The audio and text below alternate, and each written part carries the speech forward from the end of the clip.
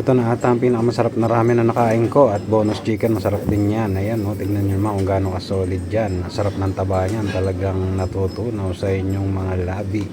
Ayan o, tignan nyo naman, masarap din ang pagkakaluto nila ng itlog. At yung sabaw niyan talagang walang kaumay-umay hanggang sa dulo, hindi kagaya ng ibang ramen.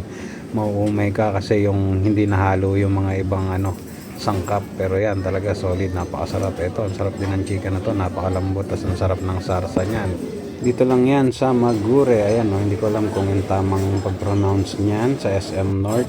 Tapos sa annex yan habang nag-aantay. Tapos ayan ang kanilang mga condiments. Tapos yan ang wall, hindi ko alam kung paano basahin yan.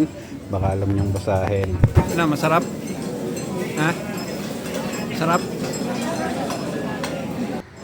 Pag may kasama kayong senior, ayan, gagawa nila ng paraan para makakain kayo kagad. Kagaya niyan, maraming mga nakapila, tapos marami rin kumakain, pero ginawa nila ng paraan para lang makakain agad kami kasi iniisip nila pagka senior dapat priority. Ayan o, napakaganda ng lugar nila, di ba? Sarap kumain dyan, magandang ambience, parang Japanese restaurant talaga. Japanese restaurant talaga yan, syempre malamang. Ayan. Tapos eto, solid na solid to, malambot yung loob, tapos may pagka-crispy yung labas, tapos napakasarap ng sarsa.